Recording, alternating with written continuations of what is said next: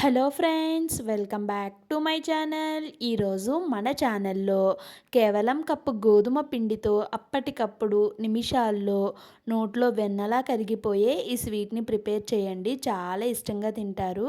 Process కూడా చాలా simple అండి, చాలా హెల్దీగా ఉంటుంది.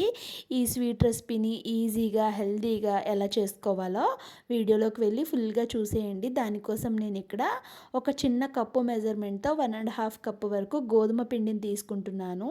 ఇక్కడ నేను ఆశీర్వాద్ గోధుమ పిండి తీసుకుంటున్నాను. మీరు కావాలి అనుకుంటే లూజ్ గోధుమ పిండినైనా తీసుకోవచ్చు. టేస్ట్ బ్యాలెన్సింగ్ కోసం చిటికెడు సాల్టు, అలానే ఒక టేబుల్ స్పూన్ వరకు పాల మీద మేగడ ఉంటుంది కదండి. లేదు అనుకుంటే పెరుగు తోడు పెట్టుకుంటే పెరుగు పైన కానీ మేగడ వస్తుంది కదా, ఆ మేగడని అయితే ఒక స్పూన్ వరకు వేసుకున్నాను. తర్వాత ఒక 2 టేబుల్ స్పూన్ల వరకు నెయ్యినైతే వేసుకున్నాను. కరిగించిన నెయ్యిని వేసుకొని మొత్తం పిండి అంతటికి కూడా పట్టించి ఇలా చేస్తే ఉండలా అవ్వాలి, పొడి చేస్తే పొడిలా అవ్వాలండి. అలా అయ్యేంత వరకు మనం నెయ్యిని వేసుకొని ఇప్పుడు కొంచెం కొంచెం వాటర్ వేసుకుంటూ రెగ్యులర్గా మనం చపాతీ పిండిని ఎలా అయితే కలుపుకుంటామో అలాగే కలుపుకోవాలి. కాస్త సాఫ్ట్గా వస్తుందండి మనం పాల మీద మేగడ వేసాం కాబట్టి. ఇప్పుడు మూత పెట్టి పక్కన పెట్టుకున్నాను. ఇప్పుడు లోపల స్టఫింగ్ కోసం ఒక చిన్న కప్పుతో ఒక చిన్న కప్పు వరకు వేపిన శనగపప్పు వేసుకుంటున్నానండి. కొంతమంది దీన్ని పుట్నాల పప్పు అని కూడా అంటారు. అలానే ఒక 8 నుంచి 9 వరకు బాదం, అలానే ఒక చిన్న కప్తో ఒక కప్పు వరకు నేను ఇక్కడ డ్రై కోకోనట్ పౌడర్ అండి, ఎండు కొబ్బరి పొడిని అయితే వేసుకుంటున్నాను. మీరు ఒకవేళ అది లేనట్టయితే కొబ్బరి ఇంట్లో దేవుడికి కొట్టుకున్న కొబ్బరి ఉంటుంది కదా, దాన్నైనా వేసుకోవచ్చు. ఇప్పుడు ఫ్లేవర్ కోసం 2 ఇలాచీలు, ఒక చిన్న కప్తో ఒక కప్పు వరకు బెల్లాన్ని కూడా వేసుకున్నాను. ఇలా వేసుకొని మెత్తగా పౌడర్ చేసుకోండి, చాలా బాగుంటుంది. ఒకవేళ మీ దగ్గర ఇలాచీ పొడి లేనట్టయితే ఒక 4 ఇలాచీలను కూడా వేసుకోవచ్చు. వేసుకొని ఆ పొడిని పక్కన పెట్టేసి ఇప్పుడు స్టవ్ వెలిగించి వేరొక పాన్ పెట్టి మనం 1.5 కప్పు వరకు గోధుమ పిండి తీసుకున్నాం కాబట్టి ఒక కప్పు వరకు బెల్లాన్ని తీసుకొని ఒక కప్పు వరకు నీళ్లు వేసుకొని ఇక్కడ బెల్లాన్ని బాగా కరిగించుకోవాలి.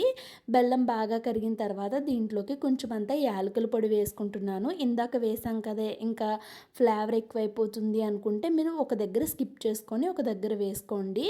వేసుకొని లైట్గా మనకి చేతికి జిగురు జిగురుగా తగిలితే పాకం వచ్చినట్టే. స్టవ్ ఆఫ్ చేసి పాకాన్ని పక్కన పెట్టేసుకున్నాను. ఇప్పుడు ముందుగా ప్రిపేర్ చేసుకున్న ఈ పిండి ముద్దని ఇలాగా ఒక 5 బాల్స్లో అయితే ప్రిపేర్ చేసుకున్నాను. చేసుకొని పొడి పిండిని కాస్త వేసుకొని మనం రెగ్యులర్గా చపాతీని ఎలా అయితే చేసుకుంటామో అదే ప్రాసెస్లో చేసుకోవాలి. మరీ పలుచగా చేసుకోకూడదు, అలా అని మందంగానే చేసుకోకూడదండి, మీడియంగా ఉండాలి. అలా ఉంటే మనకి మన స్వీట్ అనేది బాగా వస్తుంది. చూడండి, ఇక్కడ నేను చపాతీలన్నింటినీ కూడా ప్రిపేర్ చేసేసుకున్నాను. ప్రిపేర్ చేసేసుకొని వీటిని ఇప్పుడు నెక్స్ట్ ఏం చేసుకోవాలో చూపిస్తాను చూడండి. ఇప్పుడు ఒక చపాతీని తీసి ఇలాగ ఫ్లోర్ మీద అయితే వేసుకున్నాను. వేసుకొని మనం ముందుగా మిక్సీ చేసి పక్కన పెట్టుకున్న స్టఫింగ్ ఏదైతే ఉందో దాన్ని కాస్త ఇలాగ ఒక దానిపైన వేసుకొని కొంచెం దగ్గరికి ఇలాగా చేసుకోవాలండి. చేసుకొని ఇప్పుడు ఈ చివరిని తీసుకెళ్ళి మనం దానిపైన వేసుకోవాలి.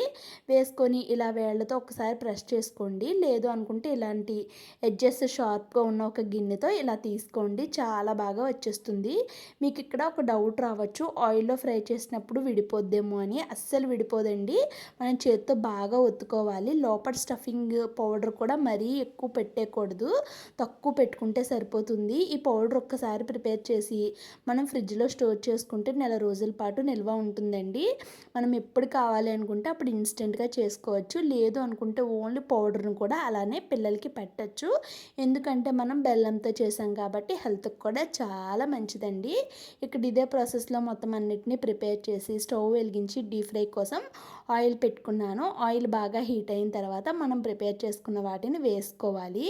ఇక్కడ నేను మొత్తం వేసేసుకుంటున్నానండి. ప్యాన్ పెద్దది కాబట్టి మీరు చిన్న ప్యాన్ అయితే మీ ప్యాన్కి సరిపడా అన్ని వేసుకోండి. ఇక్కడ చూడండి, ఆయిల్ అనేది బాగా హీట్గా ఉన్నప్పుడు వేసాను కాబట్టి ఎంత చక్కగా పొంగిపోతున్నాయో. మనం గోధుమ పిండితో చేసాం కాబట్టి, ఇంకా బెల్లం వాడాం కాబట్టి ఈ స్వీట్ అయితే హెల్త్కి చాలా మంచిదండి.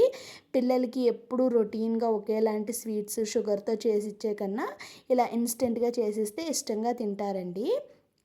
ఇప్పుడు బెల్లం పాకం అయితే చల్లారిపోయి రెడీగా ఉంది కదండి. ఇప్పుడు దీంట్లో మనం ప్రిపేర్ చేసుకున్న వాటిని వేసి 1-2 నిమిషాలు అలా కలిపి వెంటనే తీసేయాలి. ఎక్కువసేపు వదిలేస్తే మెత్తగా అయిపోతాయండి. అంతే అండి, చాలా ఈజీగా ఈ స్వీట్ రెసిపీని అయితే ప్రిపేర్ చేసుకోవచ్చు.